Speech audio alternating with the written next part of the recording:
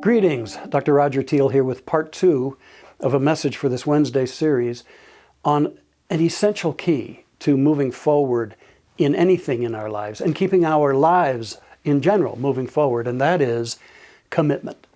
A word that many shy away from, many feel is onerous and heavy and difficult, and yet it is a kind of clarity and decisiveness within us that opens up the way for unforeseen, unprecedented progress in the areas that matter to us most. Last week I shared with you about W.H. Murray and his imprisonment and how he wrote a book and it was destroyed by the Gestapo and he wrote it again. And then was deputy director of the expedition up Everest that got to the top.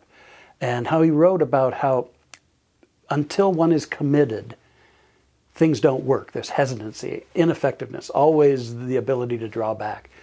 But then he said, when we are committed, then unseen forces start to work for us. And things start happening for us. So there are some keys to this as you consider the power of commitment. Number one, commitment only lives in action. And this is where a lot of times I think we sabotage ourselves. We think that if we say and believe we're committed, then that's commitment. The truth, though, and this is an important reality to face, is that you and I are only committed to what's happening and what we're doing. Otherwise, it's just talk. Otherwise, it's just stuff that sounds impressive and appeases us maybe at some level. But our commitments only are alive and empowered through action. Commitment only lives in action. I'm not committed to what I think or say. I'm committed to what I'm doing and the way I'm living and how I'm showing up, how I'm being. Now that's an important litmus test in this whole thing. And it keeps us out of self-delusion, and which is a big stumbling block. I can't tell you how many people I talk with and work with who tell me, I just don't know, I keep trying and things don't work, and I was working on this a couple of years ago and I'm going to give it another shot. And it feels like it's outside of my grasp, that which I really desire. And I think it really comes down to, did I remain committed? Or when things got difficult or challenging or confusing, when there was a preponderance of uncertainty, did I bail and fall back into the old ruts? Sometimes that's really what happens. So commitment only lives in action. And so what that tells us is that what W.H. Murray said in quoting Goethe, that boldness has genius in power. He says, so whatever you can do or dream you can, begin it. Boldness has genius, power, and magic in it, he said. So the important thing is, what's my dream? What do I really desire that would be good for me? I want to make a non-negotiable, irreversible commitment, but I want to know, what I know is that that commitment needs consistent action to be truly a commitment and to be alive. And for the energy of commitment to then start drawing opportunity, drawing serendipity, all the unforeseen elements of providence that W.H. Murray talked about. When they committed and put their money down to go to Bombay, things began to happen for them because they made a commitment and they acted on it. So that's what's important. Am I willing to make a commitment and then be my commitment and act upon it and keep acting upon it? There's a phrase I love, do what you can, where you are, with what you have. To each day ask, if I'm involved in a commitment to some bold new enterprise or some breakthrough in my life, what can I do today to honor that commitment, to keep it alive? And then for some people, it's about being willing to embrace a dream, embrace a possibility, and give it the power of commitment. Maya Angelou, a wonderful, wonderful writer and a tremendous lady that passed a while back, she writes about Miss Annie Johnson. Miss Annie Johnson. It's 1903, Arkansas. And Annie, an African-American, had been deserted by her husband. She had several children, and she had absolutely no way to support them. She didn't want to abandon her children and become a domestic laborer, so she let her imagination soar. That's a part of commitment. Let your imagination soar. But it takes so much more than that. So she got an idea to sell her beef pies for a nickel each So she put a little grill and started a fire in between two factories. And she started frying these beef pies, and the odor just started flowing. And then these workers on lunch break would come up, and she was an instant success selling these pies. Well, soon she began to sell a few other things along with her pies. And it wasn't long before Annie Johnson had her own little store. And she thrived for the rest of her life. Annie, she said this, "I looked up the road I was going and back the way I come. And since I wasn't satisfied, I decided to step off the road and cut me a new path." So how is it that we cut a new path for our lives?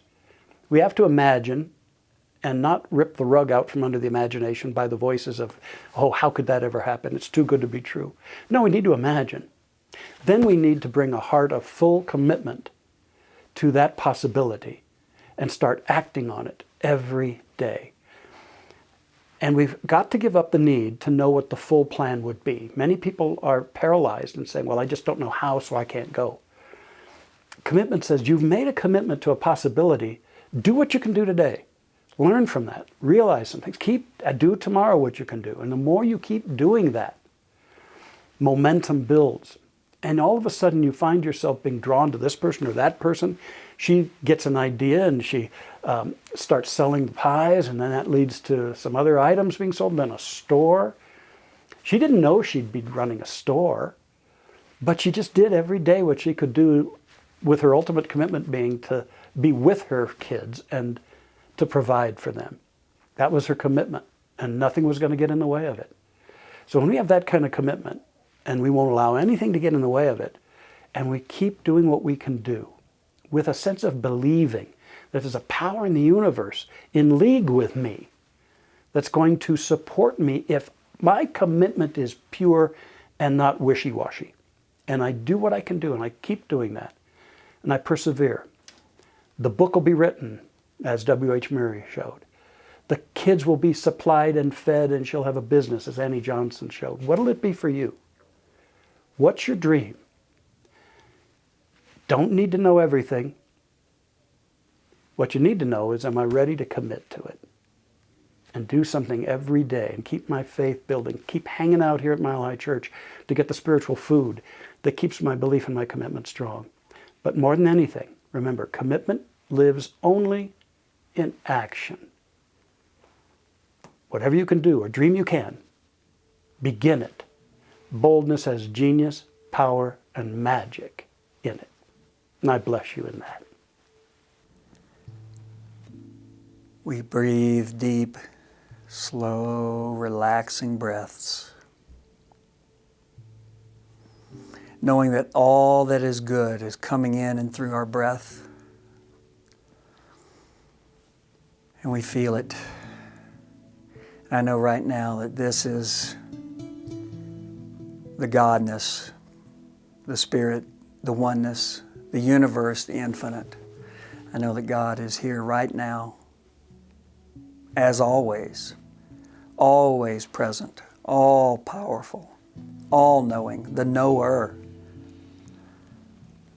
And I know that in this very moment, God is 100% present, just like in all the things that we go through and all the things that we do.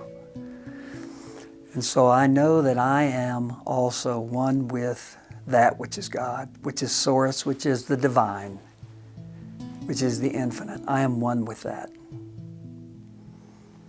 And I breathe that in now, knowing that that is the truth. And I give great thanks for this statement of truth, for this prayer, these words, this treatment. And I release these words, this treatment, into the law of action. And so it is. Amen.